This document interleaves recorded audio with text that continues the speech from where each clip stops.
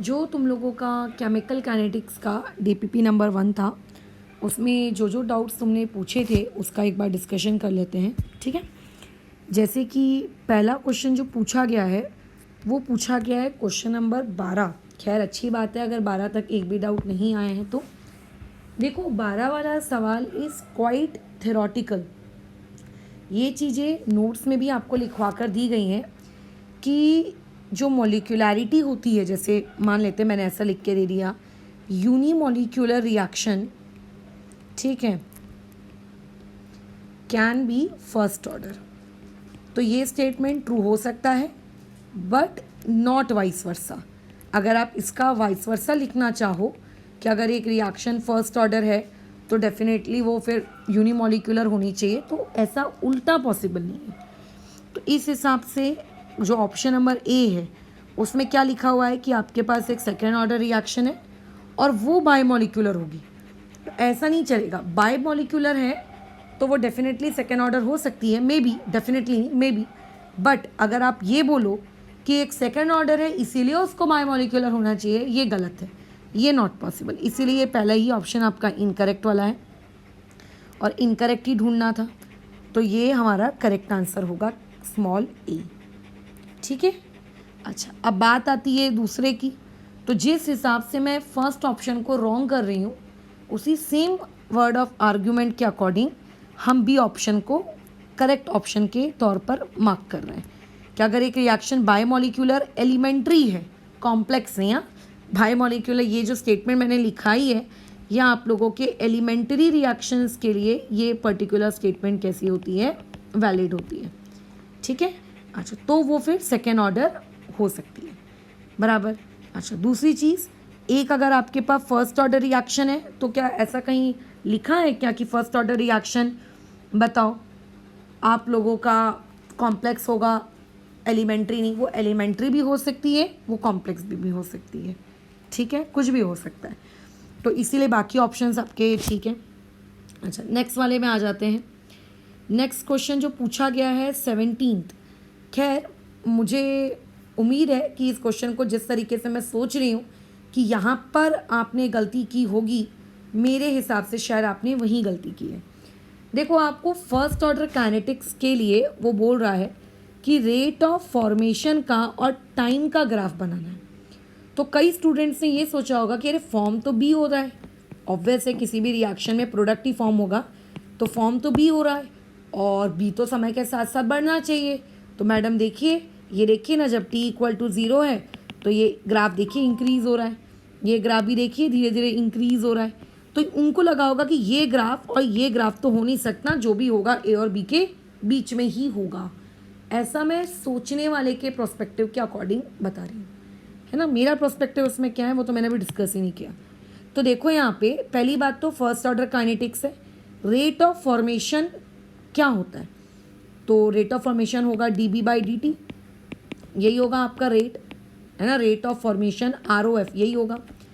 अगर मैं इसके आगे स्टोइक्योमेट्री लगा दूँ 1/1 तो यही इसका क्या कहलाएगा, यही चीज़ इसकी रेट कहलाएगी, क्योंकि स्टोइक्योमेट्री अगर 1 होती है तो रेट ऑफ फॉर्मेशन और रेट वो बेसिकली सेम ही पैरामीटर्स हो जाते हैं। फिर सही कह रहे हैं, बिल्कुल ओके। अब अगर मैं तुमसे फर्स्ट ऑर्डर काइनेटिक्स का रेट लिखने को कहूँगी तो रेट क्या हो जाएगा, K times the concentration of B की पावर बोलो कितनी, 1।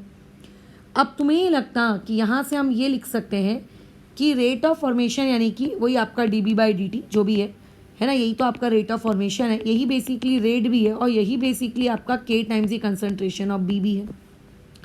तो इस हिसाब से रेट ऑफ फॉर्मेशन का और आपके टाइम का आपको रिलेशनशिप बताना है, बट इस पूरे एक्सप्रेशन में तो टाइम कहीं आया ही नहीं, फिर हम टाइम का रिलेशनशिप कैसे बताएं। तो एक चीज़ हम बहुत अच्छे से जानते हैं, अच्छा सॉरी यहाँ पे ए लिखना चाहिए था, सॉरी। एक चीज़ हम अच्छे से जानते हैं फर्स्ट ऑर्डर काइनेटिक्स के लिए कि ये रिलेशनशिप ट्रू होता है। जानते हैं कि नहीं जानते हैं, बिल्कुल जानते हैं। तो यहाँ पे rate of formation is equals to K times जो कंसनट्रेशन ऑफ A है वो बेसिकली 80 होता है, उस 80 की जगह A0 e⁻⁻ KT लिखा जा सकता है। अब मुझे बताओ, ये दोनों तो खैर आप लोगों के कांस्टेंट हैं, बराबर, ये आपका एक्सपोनेंशियल फंक्शन है, तो ग्राफ पहली बात तो एक्सपोनेंशियल होगा ऊपर से माइनस है, मतलब डिक्रीज होने वाला ग्राफ है आपका। तो कहीं से तुमको ये ग्राफ डिक्रीज होता हुआ दिख रहा है, तो ये तो नहीं हो सकता है ना, मतलब समय के साथ साथ वो डिक्रीज होगा। ये भी आपका इंक्रीजिंग कर्व है, तो ये भी नहीं हो सकता। इसीलिए इसका पता है करेक्ट आंसर क्या है, इसका करेक्ट आंसर है सी। ये आपसे गलती हुई, आपने क्या किया है, उसको कंसंट्रेशन की नज़र से प्लॉट कर दिया कि कंसंट्रेशन वर्सेस टाइम का कर्व क्या होगा। तो उसने कंसंट्रेशन वर्सेस टाइम का कर्व तो पूछा ही नहीं था। फिर उसने क्या पूछा था आप लोगों को, आपका rate of formation versus time. आपने एक बार भी सोचा कि rate of formation versus time का रिलेशनशिप ही नहीं है हमारे पास, ग्राफ कहाँ से आप प्लॉट कर रहे हैं। खैर कोई बात नहीं, आगे कंटिन्यू करते हैं हम लोग। नेक्स्ट क्वेश्चन है क्वेश्चन नंबर 18। इसमें तुमने क्वेश्चन पूछा है, ये मुझे बहुत ही शर्म आ रही है इस क्वेश्चन को डिस्कस करते हुए। ये क्वेश्चन आपके पूछने लायक कतई नहीं है, आपकी नोट्स कॉपी से उठाया हुआ सवाल है। तो इन केस अगर ये आपका डाउट आया है, then shame on my self also and shame on your self also, दोनों को शेम करने की नीड है। बिकॉज शायद मैंने इतना अच्छे से नहीं पढ़ाया है कि तुमको ये चीज़ें समझ में आई, और शायद तुमने भी अच्छे से नहीं पढ़ा है कि तुमको ये चीज़ें समझ में आ रही हूँ। खैर जो भी हो, आगे बढ़ते हैं। टी हाफ का कर्व है, पूरी दुनिया जो भी केमिकल काइनेटिक्स पढ़ते हैं स्टूडेंट्स, अच्छे से पढ़ते हैं, सीरियसली पढ़ते हैं, हर स्टूडेंट को ये पता होता है कि जो फर्स्ट ऑर्डर काइनेटिक्स होता है, फर्स्ट ऑर्डर काइनेटिक्स के फॉर्मूले में टी हाफ होता है 0.693/K। मतलब मैं ये कहना चाह रही हूँ कि टी हाफ इनिशियल कंसंट्रेशन से इंडिपेंडेंट हो जाता है, उसको फ़र्क नहीं पड़ता इनिशियल कंसंट्रेशन क्या है, कैसी है। तो अगर कोई कर्व किसी पर्टिकुलर वैल्यू से इंडिपेंडेंट है, तो इसका मतलब ये फर्स्ट ऑर्डर तो यही हो गया, क्योंकि यही तो होगा कर्व। इसका मतलब जो पहला आपको दिया है वो फर्स्ट ऑर्डर है। तो इस हिसाब से ए ऑप्शन तो चला गया, क्योंकि ए ऑप्शन के अकॉर्डिंग पहला वाला तो 0 ऑर्डर होना चाहिए। क्या ये पॉइंट क्लियर है? चलिए, एक दूसरा स्टूडेंट भले ही उसको सेकेंड ऑर्डर के बारे में कुछ पता हो या ना पता हो, उसको 0 ऑर्डर के बारे में पता होना अति आवश्यक है। 0 ऑर्डर क्या होता है? टी हाफ प्रोपोर्शनल टू, बताओ, sorry, T half equal to A0/2K, ये होता है। यानी कि टी हाफ का A0 के साथ डायरेक्टली रिलेशनशिप है ना। तो ये कर्व डेफिनेटली किसका होगा आप लोगों के, ये आपके 0 ऑर्डर का होगा।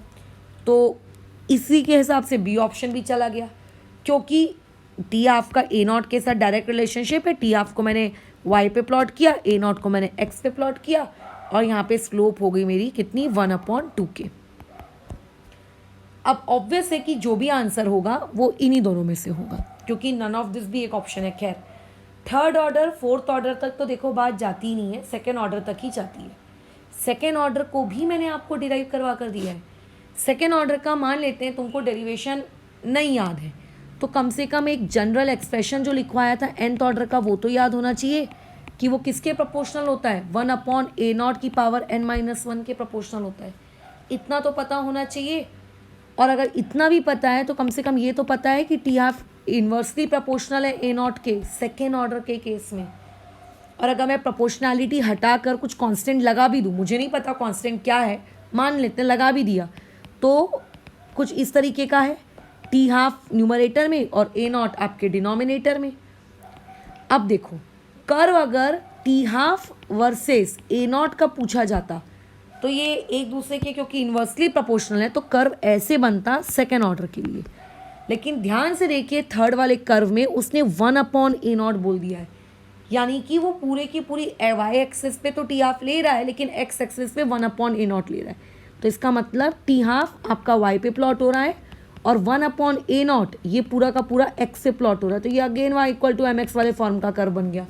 अगर A0 होता तो ये कर्व ऐसा दिखता, ठीक है। अब क्योंकि ये आप लोगों का 1/A0 है, तो इसका मतलब ये कर्व आप लोगों का सही है, straight line passing through origin.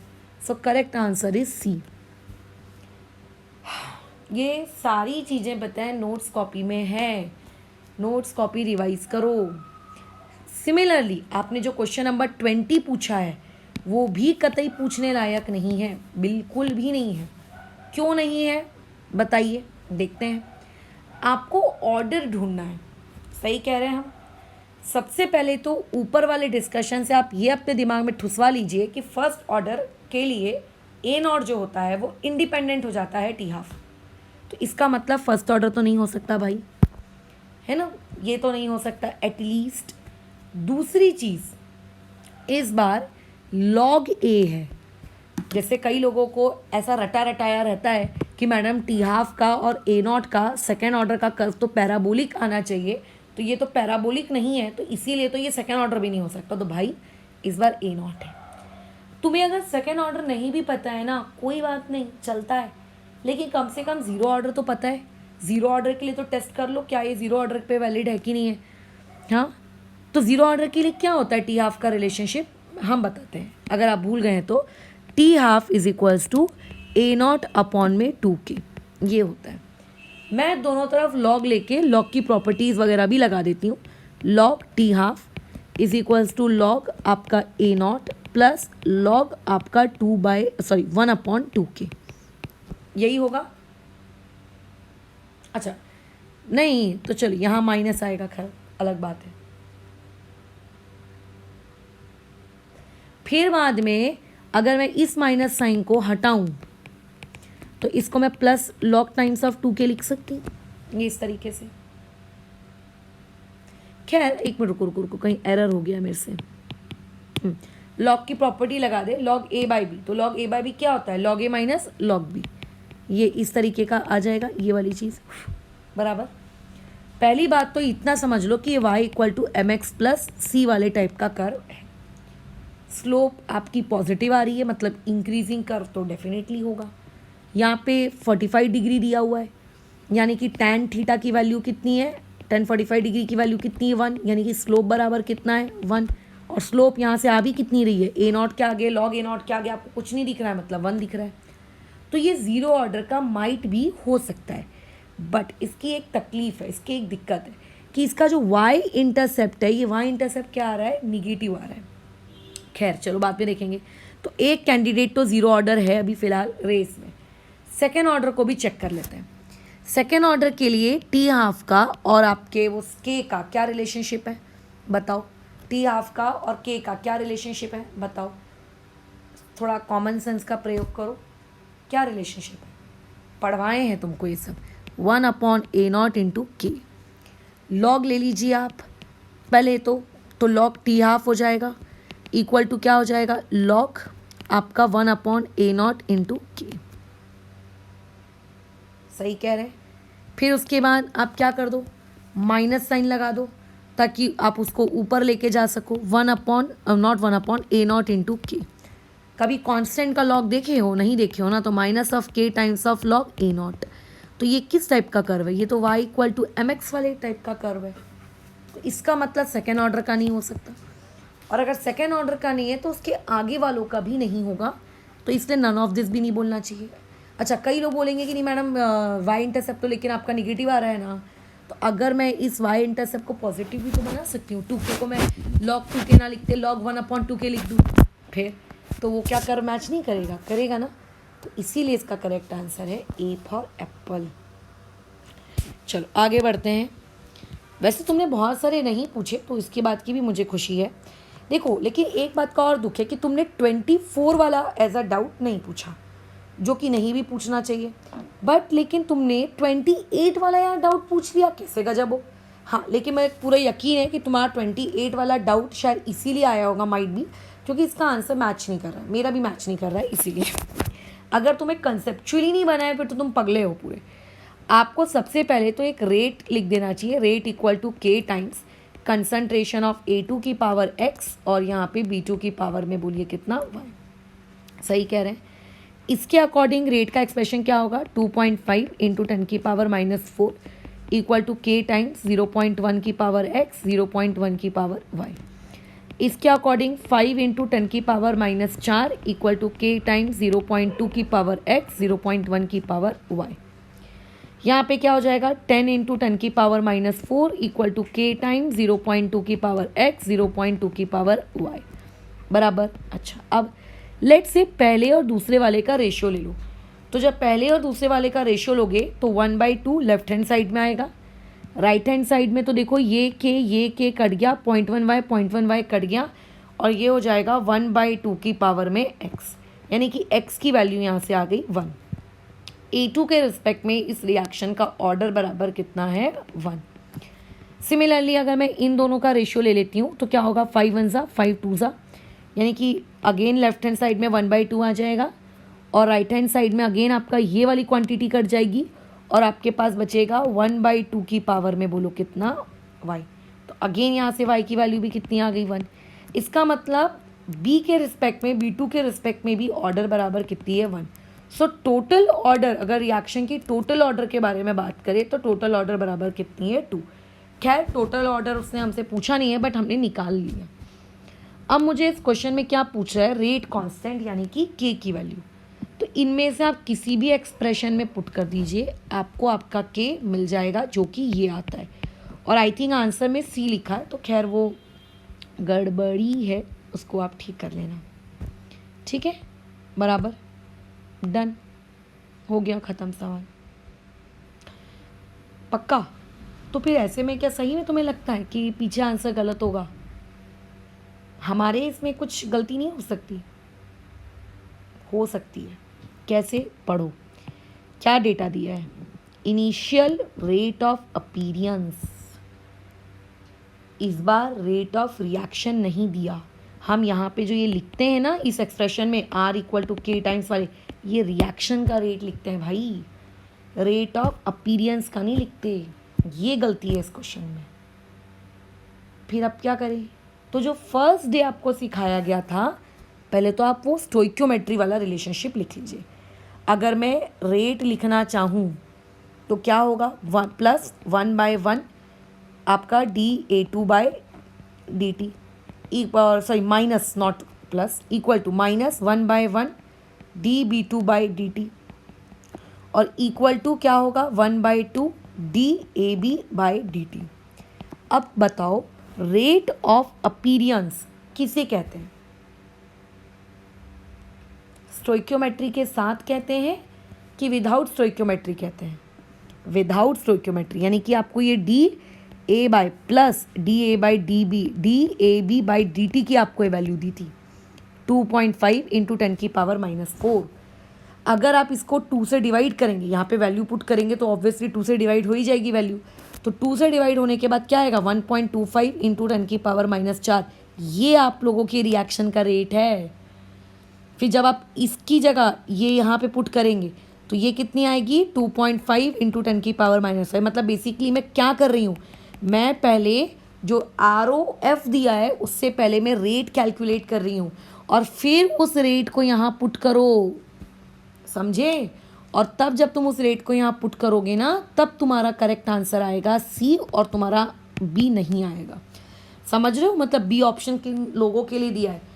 उन लोगों के लिए दिया है जो इस पर्टिकुलर स्टेटमेंट को इग्नोर करके इसी को अपना रेट मान के क्वेश्चन आगे सॉल्व कर गए। उन लोगों के लिए दिया है ये, जिनको पहली क्लास याद है भाई कि रेट ऑफ फॉर्मेशन दिया है तो रेट निकालो। बताओ इतना आसान सा सवाल क्या आप नहीं कर पाते? अगर आपको मैं ये रिएक्शन दे देती, ROF दे देती और मैं कहती रेट निकालो पहली क्लास, क्या आप कर लेते? डेफिनेटली कर लेते ना। तो बस उसी ROF से रेट निकालना था, उस रेट को यहाँ पुट करना था। खैर ये गलती होने वाला सवाल था तो कोई बात नहीं, हो गई। ठीक है, अच्छा अभी इसमें और ऐसा कोई डाउट है क्या? देख लें दो मुझको आगे। और अभी तुम्हें अगर 28 आ चुका है तो डेफिनेटली अब तुम्हें आगे भी चीज़ें बन जाएंगी, उसमें कोई दिक्कत नहीं होगी क्योंकि तुमने सिर्फ स्पेसिफिकली 28 पूछा था। तो 28 आने के बाद वो डेफिनेटली वो भी आ जाएगा। तो देखो अभी यहाँ कैसा है, सिर्फ आपको रेट दिया है तो मतलब ये अज्यूम है कि ये रिएक्शन का रेट होगा, बट वहाँ तो वो चीख कर बोल रहा था कि मैं रेट ऑफ अपीयरेंस हूँ, सुनो सुनो सुनो, और तुमने नहीं सुना। ठीक है, चलो श्रेयन का क्या डाउट है कि देखिए मैडम कॉलम नंबर 1 में आपने किसके वर्सेस कर्व बनाना है ये तो आपने बता दिया, लेकिन कॉलम नंबर 2 में जो ये वैल्यू दी हुई है, मतलब ये वैल्यू स्लोप की वैल्यू है कि ये वैल्यू इंटरसेप्ट की, ये उसका डाउट है। देखो क्वेश्चन तुम्हारे सामने है, मेरे सामने है, मुझको भी उतना ही पता है जितना तुमको पता है। अगर ऑनेस्टली मैं इस क्वेश्चन को अटेम्प्ट कर रही होती तो मैं किसी एक का कर्व बनाकर देखती जिस पे मैं बहुत ज़्यादा कॉन्फिडेंट हूँ।